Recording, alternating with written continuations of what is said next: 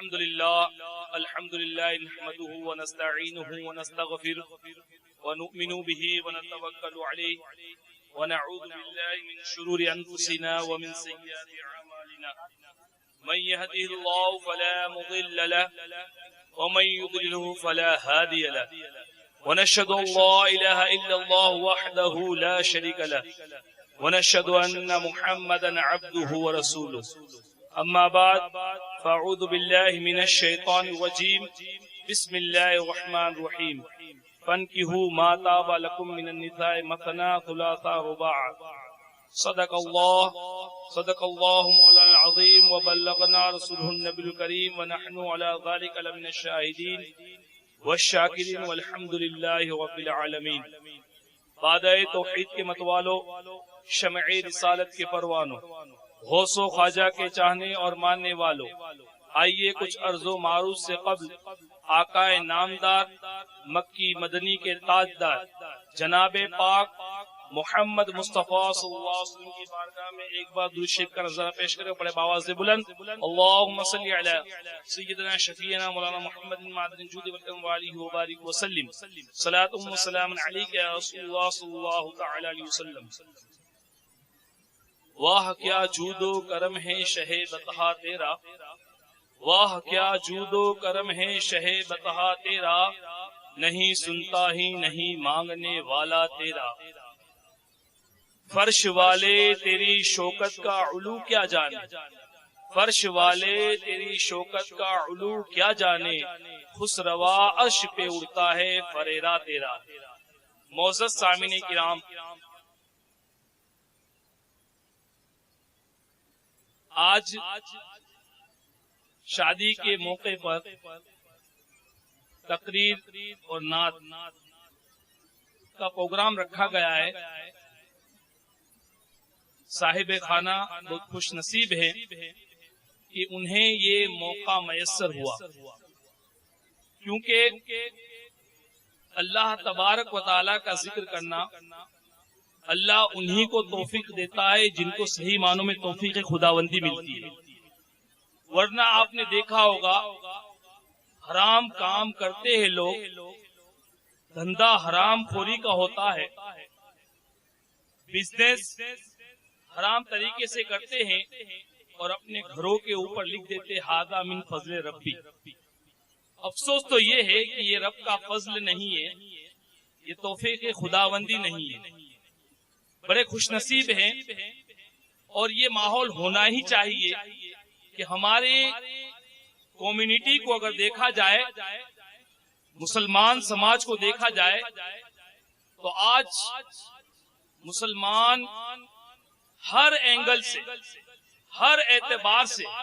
چاہے وہ بزنس کے لیول سے ہو، چاہے ایجوکیشن کے لیول سے ہو، چاہے سماجیات کے لیول سے ہو،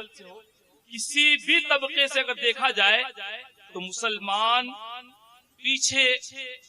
پچھڑا ہوا نظر آتا ہے، چاہے وہ الیکشن کا دور کیوں نہ ہو۔ فی زماننا اگر ہم اپنی زندگیوں کو اور ہم اپنے سماج کو نہیں بدلیں گے تو قرآن خود فرماتا ہے کہ جو قوم اپنے آپ کو نہیں بدلتی وہ قوم کبھی بدلتی ہی نہیں۔ لہذا معزز حضرات، آج شادیوں کے موقع پر ہمیں چینجنگ لانے کی بہت اشد ضرورت ہے، کیونکہ آئے دن آپ دیکھتے ہوں گے اخبار کی سرخیوں میں کہ ہماری جوان بچیاں غیروں کے ساتھ بھاگ لیتی ہے،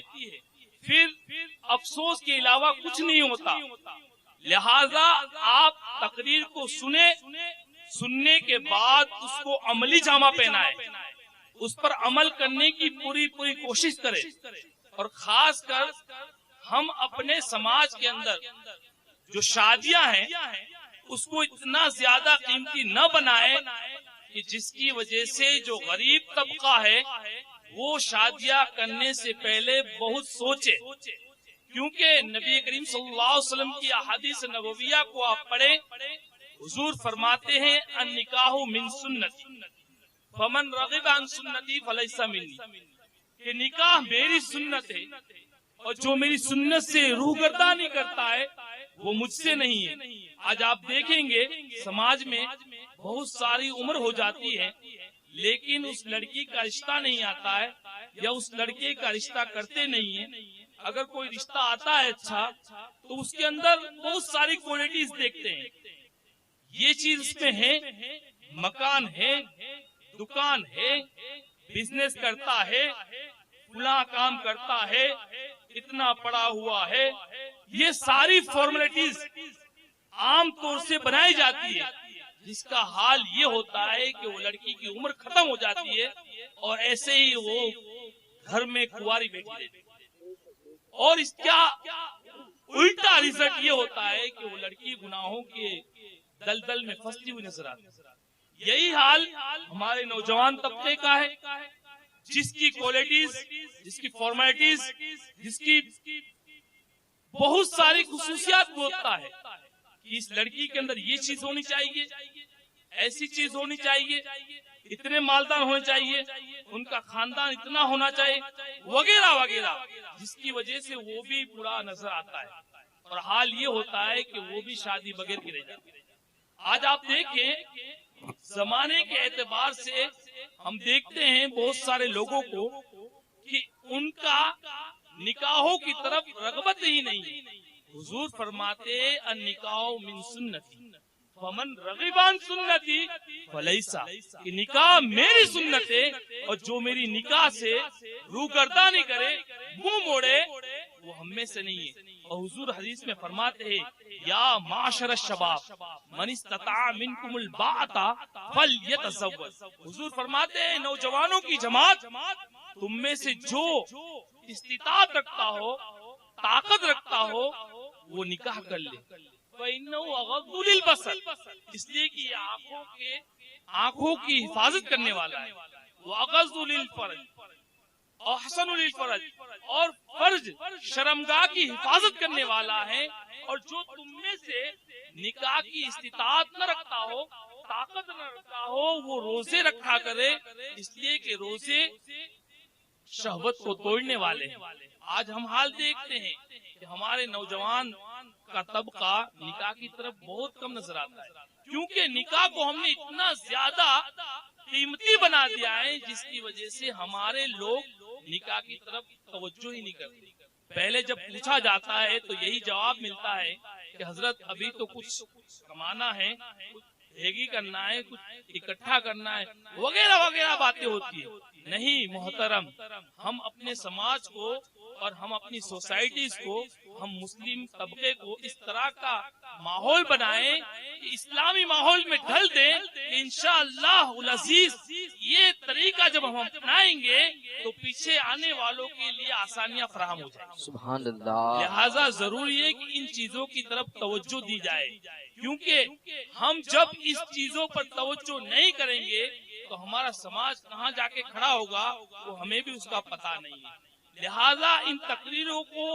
کرنا اور بیان کرنا، یہ تو الحمدللہ انٹرنیٹ کی دنیا پر بہت ساری تقریریں آپ کو دستیاب مل جائے گی، بہت سارے علماء کرام کی آپ دن بدن تقریریں سنتے ہوں گے، لیکن برائے کرم ان تقریروں کو سننے کے بعد اس کو عملی جامہ بھی پہنائے اور اس پر عمل کرنے کی پوری کوشش،